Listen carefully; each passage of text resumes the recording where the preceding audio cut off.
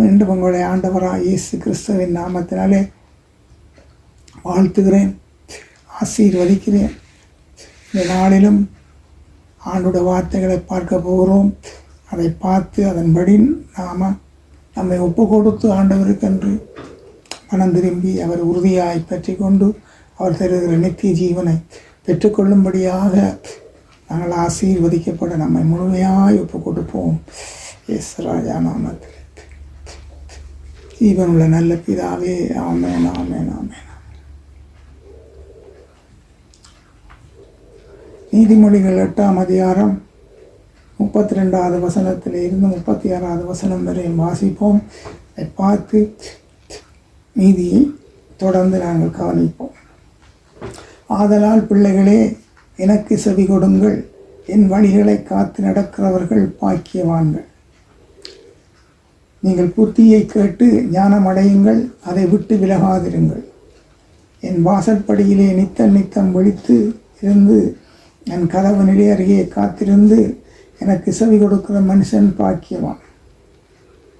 என்னை கண்டடைகிறவன் ஜீவனை கண்டடைகிறான், கர்த்தரிடத்தில் தயவையும் பெறுவான். எனக்கு விரோதமாய் பாவம் செய்கிறவனோ தன் ஆத்துமாவை சேதப்படுத்துகிறான். என்னை வெறுக்கிறவள் யாவரும் மரணத்தை விரும்புகிறார்கள் என்று சொல்லுகிறது. இங்கே 32ஆம் வசனத்தில் நாங்கள் வாசித்தோம். ஆதலால் பிள்ளைகளே, எனக்கு செவி கொடுங்கள், என் வழிகளை காத்து நடக்கிறவர்கள் பாக்கியவான்கள். ஆண்டவராக இயேசு கிறிஸ்து ராஜாதி ராஜாவை, சர்வ சிருஷ்டிகரை எங்கள் சொந்த இரட்சகராய் நாங்கள் ஏற்றுக்கொண்டு அவரோட வார்த்தைகளுக்கு செவி கொடுத்து அவருடைய வழிகளின்படி நாங்கள் நடக்க நம்மை ஒப்பு கொடுத்து வாழுகிற வேளையில் நாங்கள் பாக்கியவான்களாய் பாக்கியவதிகளாய் மாற்றப்படுகிறோம். காரணம், பரலோக ராஜ்யம் நம்முடையதாக இருக்கிறது. ஆண்டவராகிய இயேசு கிறிஸ்துவோட சதாகாலமும் நித்திய காலமாய் வாழுகிற ஒரு பெரிய மகா பாக்கியம், அந்த மகா சிலாக்கியம் நமக்கு கிடைக்கிறது. அதில் தான் வேதம் சொல்லுறது, அவருடைய வழிகளை காத்து நடக்கிறவர்கள் பாக்கியவான்கள். அவருடைய வழியில் நடக்கிறவர்களுக்கு நித்திய ஜீவன் உண்டு, நட்புத்தி உண்டென்று வேதம் சொல்லுகிறது. அதே போல் 33ஆம் வசனத்தில் பார்க்கிறோம், நீங்கள் புத்தியை கேட்டு ஞானம் அடையுங்கள், அதை விட்டு விலகாதிருங்கள். ஆண்டவராகிய இயேசு கிறிஸ்துவனுடைய உபதேசத்தை நாங்கள் கேட்டு அவர் புத்திமதிகளை நாங்கள் ஏற்றுக்கொண்டு நாங்கள் வாழுகிற வழியில் ஞானம் அடைகிறோம். ஏனென்றால் எந்த ஒரு மனுஷனும் பூமியிலே வாழும் நாட்களிலே அவன் ஒரு நாள் மரணத்தை சந்தித்து தான் ஆக வேண்டும். அவன் மரிக்கைக்கு முதல் ஞானமடைந்து மரிக்க வேண்டும் என்று வேதம் சொல்கிறது. ஏன் ஞானமடைந்து மரிக்க வேண்டும் என்று சொன்னால், எங்கள் மரணத்துக்கு பிற்பாடு ஒரு நித்திய வாழ்க்கையை ஆண்டவர் இயேசு கொடுக்கிறார். அவர் நித்தியமான தேவனாய் இருக்கிறார். அதற்காகவே நமக்காக சிலுவையிலே எல்லாவற்றையும் செய்து முடித்து, எங்களுக்காக எங்கள் பாவ மன்னிப்புக்காக சகலவற்றையும் சிலுவையிலே செய்து முடித்து மரித்து அடக்கம் பண்ணப்பட்டு உயிரோடு ஜீவிக்கிறவராக இருக்கிறார். ஆகையால் ஸ்தோத்திரம், நாங்கள் ஞானம் அடைய வேண்டியது மிக அவசியமாக இருக்கிறது. நாங்கள் ஞானம் அடைந்தால்தான் இந்த 2வது மரணமாகிய எரிகந்த அக்கினி கடலிலே இருந்து நாங்கள் தப்பி பிழைக்கத்தக்கதாகவும் நித்தியமாக அவரோடு வாழத்தக்கதாகவும் தேவ ஞானம் நமக்கு உதவி செய்கிறது. அதைத்தான் வேதம் சொல்லுது, ஞானம் அடையுங்கள். அப்போது அந்த பூமியில் வாழுகிற ஒவ்வொருவரும் அவர்கள் மரிக்கைக்கு முதல் ஞானம் அடைந்து மனம் திரும்பி இயேசப்பாவை ஏற்றுக்கொண்டு வாழ்ந்தால் அவன் மரிக்கும் பொழுது அவனுக்கு சமாதானம், அவனுக்கு 2வது மரணத்தின் மேல் வெற்றி கிடைக்கிறது. இது ஆழமாக கருத்தாய் நிறைந்ததாக இருக்கிறது. கருத்தாய் சுருக்கமாக நீங்கள் விளங்கி கொள்ளும்படிக்கு பரிசுத்த ஆவியானவர் உதவி செய்வாராக. பாருங்கள், அதை விட்டு விலகாதிருங்கள். முடிவு பரியந்தம் நாங்கள் இயேசப்பாவுக்குள் ரட்சிக்கப்பட்டு அவரோடு நான் நிலைத்திருக்க வேண்டும் என்று பார்க்கிறோம். அடுத்தது சொல்லுகிறது, என் வாசல் படியில் நித்தம் விழித்திருந்து என் கதவு நிலை அருகே காத்திருந்து எனக்கு செவி கொடுக்கிற மனுஷன் பாக்கியவான். இடைவிடாமல் ஜெபம் பண்ணுங்கள், ஊக்கமாக ஜெபம் பண்ணுங்கள். அப்படியாக வேதத்தில் நாங்கள் அநேக அறிவு பெறத்தக்கதாக வேதம் நமக்கு ஆலோசனையாக இருக்கிறது. அவரோட வார்த்தை ஒன்றும் நமக்கு ஆலோசனை கொடுக்கிறது. சோர்ந்து போகிற வேளையை நமக்கு பலம் தருகிறது. இந்த வேதம் சொல்லுகிறது, நித்த அவர் வாசல் படியிலே காத்திருந்து அனுதினமும் அவரை நாங்கள் அண்டிக் கொள்ள வேண்டும். நித்தமும் இடைவிடாமல் ஜெபிக்க வேண்டும். தேவனை ஆராதிக்க வேண்டும். அவருக்கு பிரியமான ஆராதனை நாங்கள் செய்ய வேண்டியவர்களாக இருக்கிறோம். அவர்கள் பாக்கியவான்கள் என்று வேதம் சொல்லுகிறது. பாருங்கள், எனக்கு செவி கொடுக்கிற மனுஷன் பாக்கியவான், என்னை கண்டடைகிறவன் ஜீவனை கண்டடைகிறான். ஆண்டவராக இயேசு கிறிஸ்துவே ஜீவனின் அதிபதியாக இருக்கிறார். அவருடைய ஜீவன் இந்த பூமியில் வாழ்ந்த ஒவ்வொரு மனுக்குலத்துக்கும் ஜீவன் மிகவும் முக்கியமாக இருக்கிறது. அவரை நாங்கள் கண்டடைந்து அவர் இரட்சகராக ஏற்றுக்கொள்ளும் பொழுது நமக்குள்ளே அவருடைய ஜீவன் கிரியை செய்கிறதா இருக்கிறது. அடுத்ததாக வேதம் சொல்லுகிறது, கர்த்தரிடத்தில் தயவையும் பெறுவான். எனக்கு விரோதமாய் பாவம் செய்கிறவனோ தன் ஆத்துமாவை சேதப்படுத்துகிறான். ஆண்டவர் ஏற்றுக்கொள்ளாதபடி அவரை மறுதலித்து அவருக்கு விரோதமாக நாங்கள் பாவம் செய்கிற வேளையிலே எங்களுடைய ஆத்மா சேதப்படுத்துறது.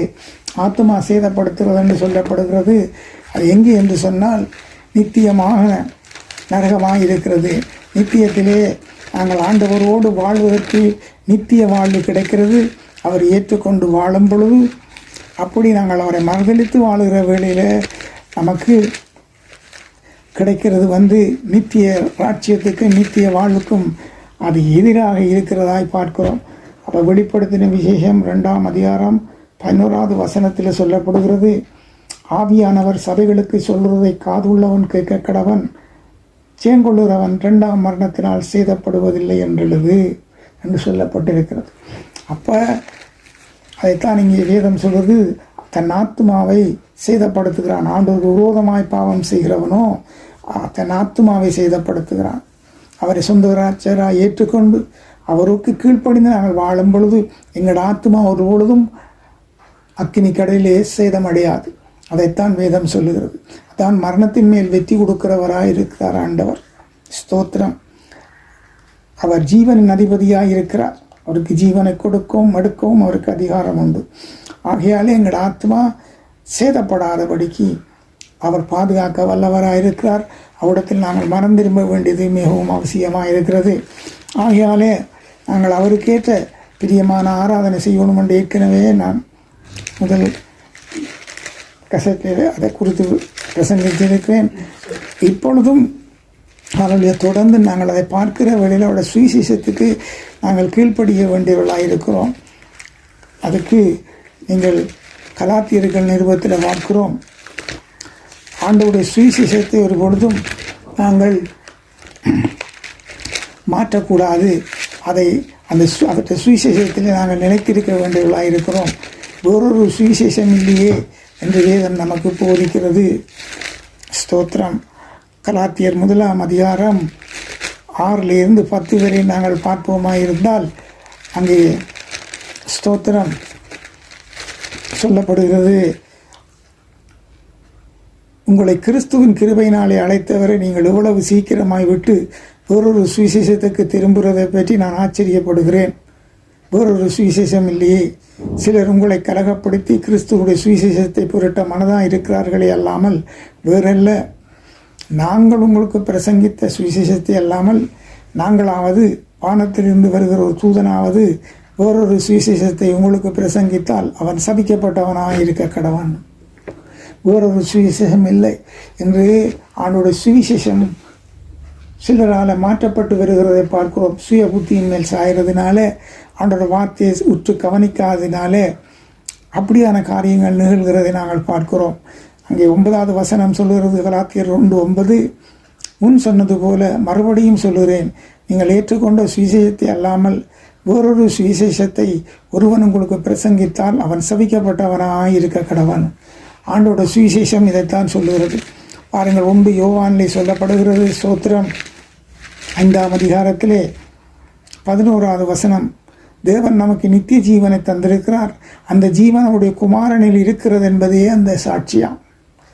இதுதான் மெய்யான ஆண்டவராக இயேசு கிறிஸ்துவின் சுவிசேஷம் நமக்கு கொடுக்குற மிகுந்த அறிவுரையாக இருக்கிறது. அது நமக்கு தேவையான தேவ ஞானமாக இருக்கிறது.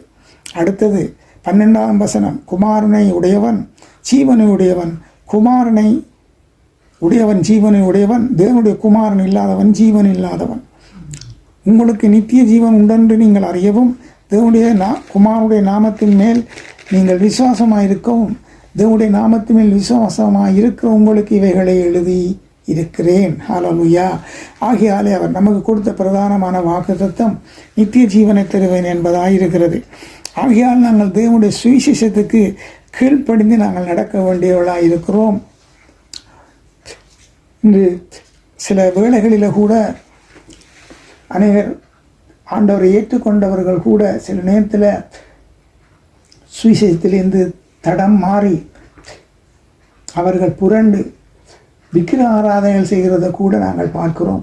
அப்படியான காரியங்கள், விக்கிரகங்களை மறுபடியும் விக்கிரகங்களை வழிபடுற காரியங்கள், படங்களை வரைந்து வச்சிருக்க வணங்குகிற காரியங்கள், எத்தனையோ சினிமா நடிகர்கள் கூட ஆண்டவராக இயேசு கிறிஸ்துவுக்காக அவரை போன்று நடித்து உலகத்துக்கு விவரித்து காட்டியிருக்கிறார்கள். ஆனால் சிலர் அறியாமையினாலே அவருடைய படங்களை வைத்து கூட ஆண்டவராக இயேசு கிறிஸ்துக்கு சமப்படுத்துகிறது நாங்கள் பார்க்கிறோம். அதெல்லாம் ஆண்டவர் அருவருக்கிற காரியமாக இருக்கிறது. அது ஆண்டவருக்கு பிரியமில்லாத காரியமாக இருக்கிறது. நாங்கள் எந்த ஒரு ஆண்டவருக்கு சாயலாக அவருக்கு ஒப்பாக வேறு யாரையும் நாங்கள் ஒப்பிட முடியாது. ஆண்டவர் சொல்லுகிறார், தன்னுடைய மகிமையையும் கனத்தையும் வேறொருவனுக்கும் விக்கிரகங்களுக்கும் கொடேன் என்று சொல்லியிருக்கார். இப்படி அநேக காரியங்கள் நமக்கு ஆண்டவர் ஞானமாக பரிசுத்த வேதாமத்தின் ஊடாக தந்திருக்கிறார். ஆகையாலே ஸ்தோத்திரம், நாங்கள் உணர்வடைந்து ஆண்டவருக்கு பிரியமான ஆராதனை செய்து கொண்டு அவர் கொடுக்கிறதான இந்த நித்திய வாழ்வை, நித்திய ஜீவனை நாங்கள் பெற்றுக்கொண்டு சதாகாலமும் அவரோடு நாங்கள் வாழத்தக்கதாகவும் எங்கள் எல்லாரையும் அவர் அழைத்து கொண்டு இருக்கிறார். அவர் சீக்கிரம் வரப்போகிறார். உலகெங்கும் அவரோட சீக்கிரமாக அவர் இரகசிய வருகைக்கான அடையாளங்கள் பரிசுத்த வேதாந்தத்தில் எழுதப்பட்ட சகலதன் நிறைவேறி வருகிறதை நாங்கள் காண்கிறோம். அதை கண்டும் நாங்கள் கவலையீனமாய் இருக்காதபடிக்கு மிகுந்த ஜாக்கிரதையோடு அவர்களை உற்று பார்த்து பரிசுத்த வேதாந்தத்தை கையில் எடுத்து வாசித்து அதை உணர்ந்து நாங்கள் மனம் திரும்பினால் நாங்கள் பாக்கியவான்களும் பாக்கியவதிகளாயிருக்கிறோம். ஆகையால் தான் வேதம் சொல்கிறது, என்னை கண்டடைகிறவன் ஜீவனை கண்டடைகிறான், அவரை ஏற்றுக்கொள்கிற யாவரும் பாக்கியவான்களும் பாக்கியவதிகளுமாயிருக்கிறார்கள் என்று பார்க்கிறோம். ஆகையாலே நாங்கள் மனம் திரும்புவோம். எல்லா காரியத்திலும் ஞானமாக நாங்கள் காலத்தை பிரயோஜனப்படுத்திக் கொள்வோம். ஹல்லேலூயா. உண்மையோடும் ஆவியோடும் அவரை நாங்கள் தொழுது கொள்வோம். நாங்கள் தொழுது கொள்கிற இடங்களிலே இந்த சினிமா படத்திலே அப்பாவுக்காக நடித்தவர்களுடைய உருவங்களை கீறி போட்டு அங்கே வஞ்சிக்கப்படாதபடி, சத்ரு அந்த இடத்துல கிரியை செய்யாதபடிக்கு அவைகளை விட்டு விட்டு உண்மையோடும் ஆவியோடும் நாங்கள் தொழுது கொள்வோம். ஆண்டவர் உங்களை வழி நடத்துவாராக. ஜெபிப்போம். கேருபீன்கள் மத்தியில் வீற்றிருக்கிற ஜீவனுள்ள பிதாவே, இந்த வேளையிலும் உங்களோட குமாரன் இயேசுவின் பரிசுத்தமுள்ள நாமத்தில் எங்களை தாழ்த்தி ஜெபிக்கிறோம். பணிந்த மனதோடு தகப்பனே, இரக்கங்களின் பிதாவே, ஆண்டவரே, கேட்ட வசனத்தின்படி நாங்கள் நடக்கங்களை ஒப்பு கொடுத்து வாழத்தக்கதாக எங்களை மர்வப்படுத்துவீர்களாக, கிருபை செய்வீர்களாக. அழைத்த அழைப்புக்கு பாத்திரவாட்டிகளாய் வாழ உதவி செய்வீர்களா. மறுபடியும் அந்த வெறுமையான வழிபாடுகளுக்குள்ளே போகாதபடிக்கு ஆண்டவரீர் எங்களுக்கு உதவி செய்து என்னோட கண்களை திறந்தருள வேண்டுமா செபிக்கிறேன். மறுபடியும் மீட்பிக்க வேண்டுமா செபிக்கிறேன் ஐயா. தகப்பனே, ஒருவனும் கெட்டு போது உங்களுக்கு சித்தமில்லை ஆண்டவரே. ஒவ்வொருவரையும் ரட்சிப்பீர்களாக, மனதுருகுவீர்களாக, அனுக்கிரகம் செய்வீர்களாக. எல்லாரையும் ஆசீர்வதிக்க வேண்டுமா செபித்து நிற்கிறேன். இயேசுராஜா நாமத்தில் நல்ல பிதாவே, ஆமென்.